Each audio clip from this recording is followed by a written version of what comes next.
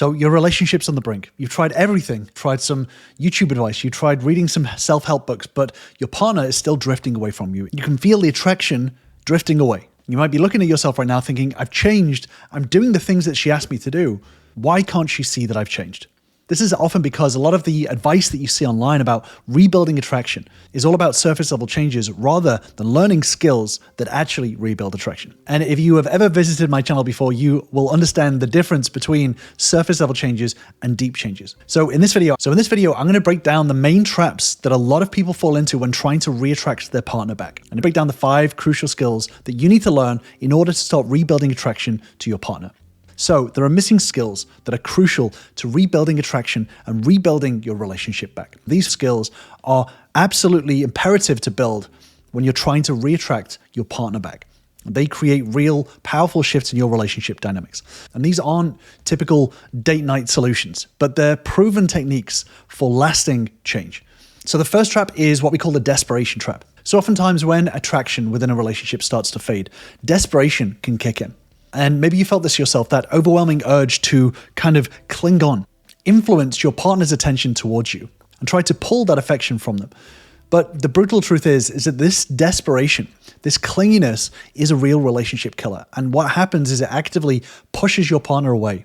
Doing this actually becomes the beginning of a vicious cycle that leaves both partners emotionally drained and resentful. The more that you get desperate and clingy, the faster that your partner starts to run away from you.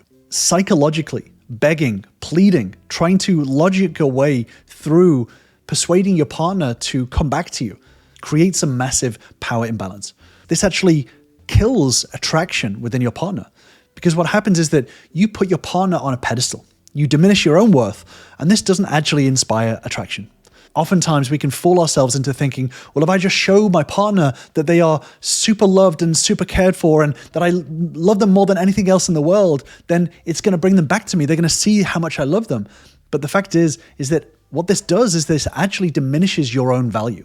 It says that you feel so low about yourself that you have to resort to begging and clinginess in order to try to get some sort of validation from your partner or ex-partner.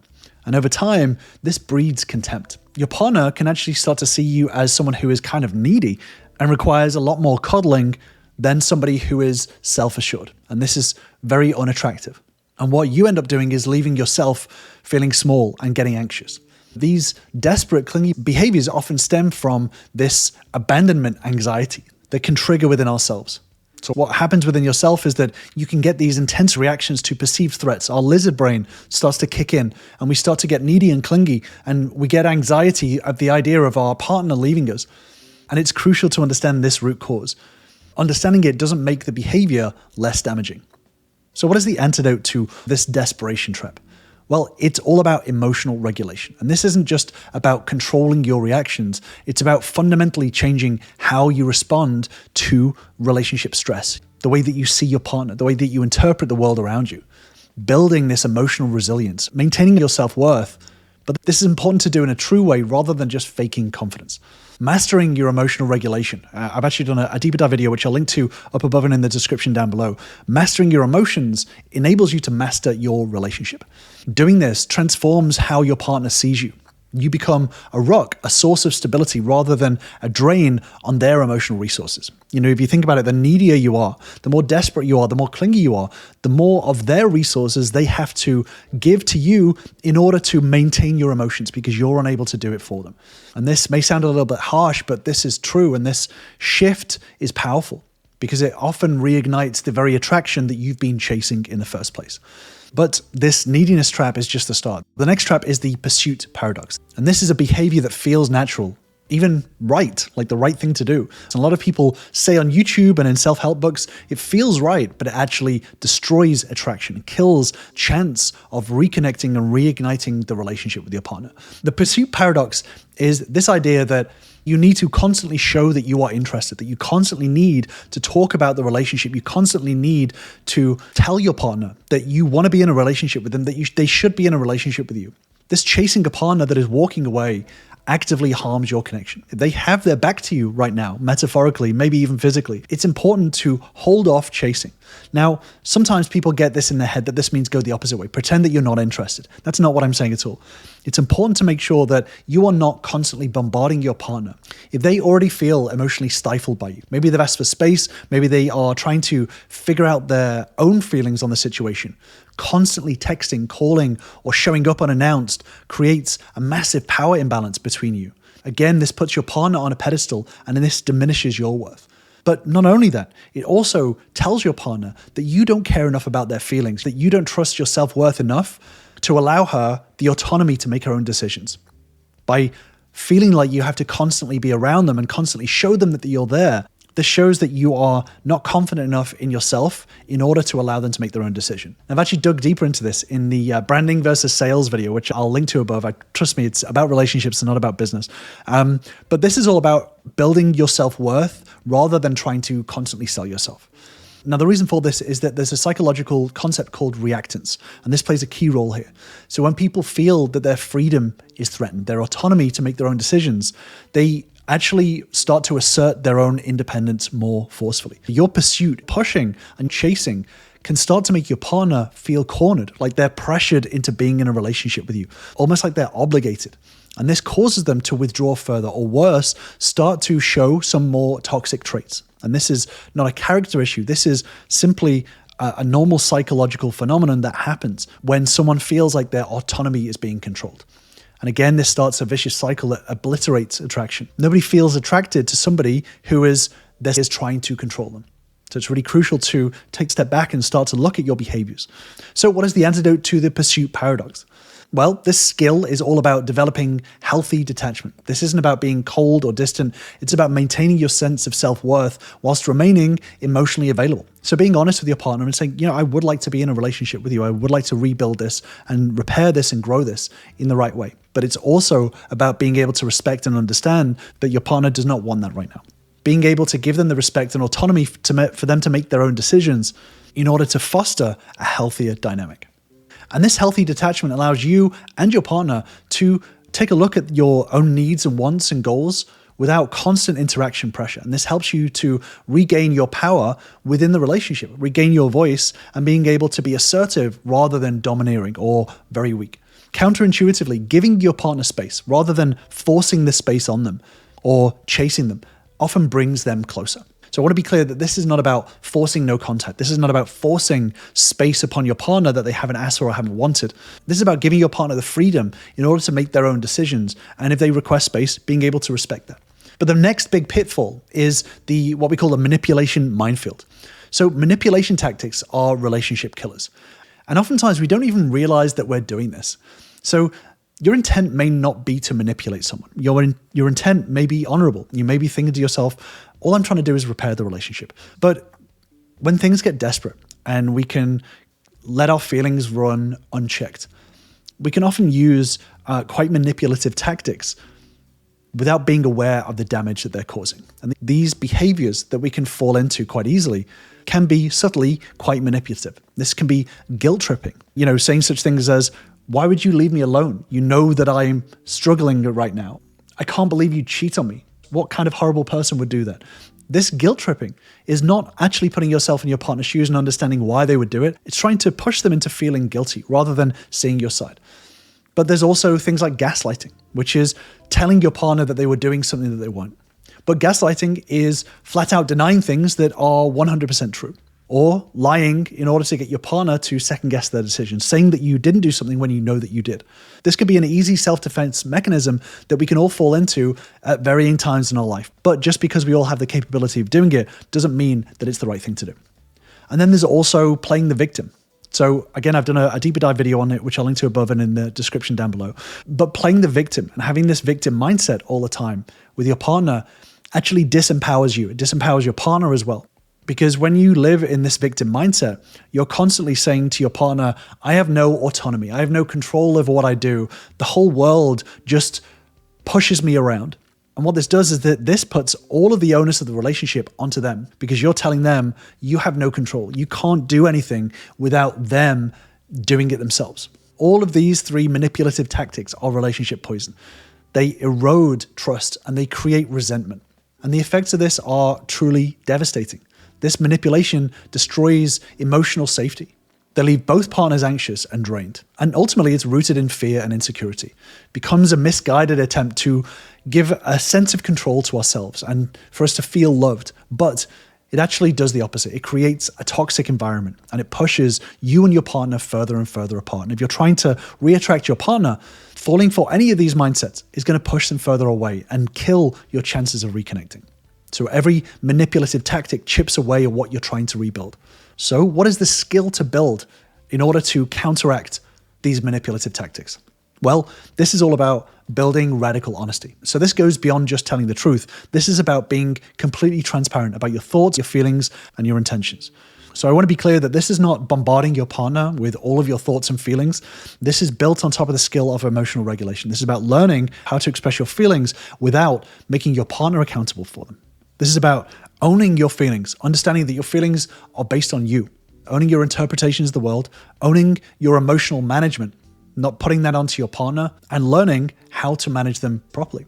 So for example, there's a big difference between saying, you make me feel like shit, compared to, I feel sad when I hear you talk about other men.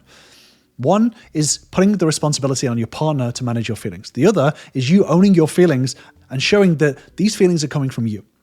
It's not your partner that controls them, it's you. So it takes courage to be vulnerable and express your needs without resorting to manipulation or tricks.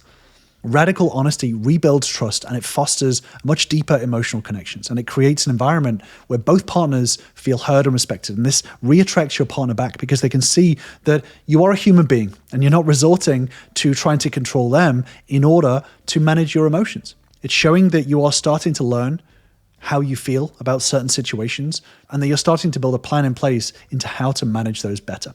So this isn't easy, but it is simple. And it's infinitely more effective than manipulation. And as you start to embrace this, you're going to start to notice a shift. These power struggles fade, this resentment dissipates, and you start to build a foundation of mutual respect. You know, it's easy to sort of start trudging through self-help books and growing a little bit step by step, but stacking skills on top of each other ends up compounding your growth in a massive way. Rather than just learning in a linear fashion, being able to grow skills one on top of the other ends up accelerating your growth in a massive way. But it needs to be done in a very deliberate fashion. And like I said, this is what I do with all of my Ultra Normal members. And if you do want to join us and start to learn these skills and build these skills and grow yourself in order to rebuild your relationship, but grow yourself at the same time, then join me on my free relationship bootcamp, where you'll learn the same steps and tools that all of my members use to start stacking their skills and rebuilding their relationships from the ground up. Just click on the link in the description to grab your spot today. The most subtle trap that we can all fall into is what we call the self-neglect spiral. So this is where we see ourselves as a martyr. You know, there's this idea that is fed to us that sacrificing ourselves to save the relationship is a noble pursuit. But the fact is, there are a lot of studies that show that self-neglect destroys partnerships. So it's important, this whole idea that you put your partner first. And oftentimes, this ends up backfiring massively. So I want to talk a bit more about why putting yourself first is the key to saving your relationship. So when relationships struggle, it's tempting to pour everything into them, right? You neglect your hobbies, you neglect your needs, you neglect your personal growth, and you think that this sacrifice is going to win back your partner's affection. You become what my members and I call the yes man. You say yes to everything, even when you disagree with it. So you get into this habit of just saying yes, yes, yes, yes, yes. But this self-neglect is a massive error that undermines all of your efforts. What happens is that your partner knows that you are a different person. Your partner knows that you have your own needs, your own wants, your own ideas, but in simply agreeing with everything your partner says and constantly putting your partner above everything else, instead of it rebuilding attraction, it actually pushes them further away. It makes you seem less attractive because, again, this comes across as desperation. It shows that you have a much lower self-worth than they maybe originally thought because you're basically saying, you're above me. I'll do anything that you say. I have no backbone. I have no ideas of my own. All I want is for you to just like me. And this desperation kills attraction. So again, this isn't about going the opposite way. This is not about pretending that you don't care about your partner. But it's crucial to know that self-neglect actually pushes your partner away. It kills attraction. The more that you abandon your ideas, the less attractive that you become. And this creates a paradox. Your efforts to save the relationship end up destroying it. And there's actually a psychological explanation to this. This is the concept of what we call the self-object concept. When you neglect yourself, you actually become an extension of your partner. This means that you end up losing your individuality. So instead of the relationship being two independent people who are interdependent and work together, you actually end up becoming what we call enmeshed. And this is kind of like codependency. You end up being absorbed into your partner's identity. And this lack of personal identity erodes attraction, right? No one wants to have someone who is just a mirror of them. This actually diminishes respect and erodes emotional safety within the relationship. This weakens the connection that you're trying to rebuild. And this final skill to master is what we call self-actualization. So this means actively pursuing your passions, your goals, and your personal growth. It's about becoming the best version of yourself, not for your partner, but for you. And as a result of that, for the relationship as a whole. And this self-actualization is the key skill to building a relationship and renewing this relationship. As you grow and evolve and grow outwardly rather than laterally, you bring new energy and perspectives into your partnership. You know, your partner doesn't want a mirror of themselves. They want you to be able to understand who they are, but also bring new ideas within the relationship as well. And because of this, you become more resilient, more interesting, and capable of genuine intimacy. And this transformation doesn't just improve you, it revolutionizes your entire relationship dynamic. So remember that rebuilding attraction isn't about changing for your partner. It's about rediscovering and enhancing who you are. You know, you can take an interest in what your partner is interested in. It's not about swapping your interests for their interests, but you're able to outwardly expand rather than swap your interests for their interests. And this is the big difference that a lot of people miss. They think that in order to grow in the direction of their partner, they need to give up the stuff that they're interested in. But that's not true. They can simply expand it out. This powerful shift in focus ends up starting to reignite your relationship's flame because you're able to not only take an interest in what your partner is saying and what your partner is interested in, but you're also able to synthesize it with your own existing knowledge and your own existing growth. So the journey to rebuild attraction is about transforming yourself. And each of these skills that we've discussed is one of many tools for personal growth, shaping you into the best version of yourself. But in order to start accelerating these skills, you need to start unlearning some of the old habits that get wired into us through bad experiences in relationships. Things like overthinking, bad communication habits. I've actually done a deeper dive video on some of these bad habits that we need to start unlearning in order to build these skills on top of. So I'm going to leave you with that video on what bad habits to unlearn, and I will see you over there.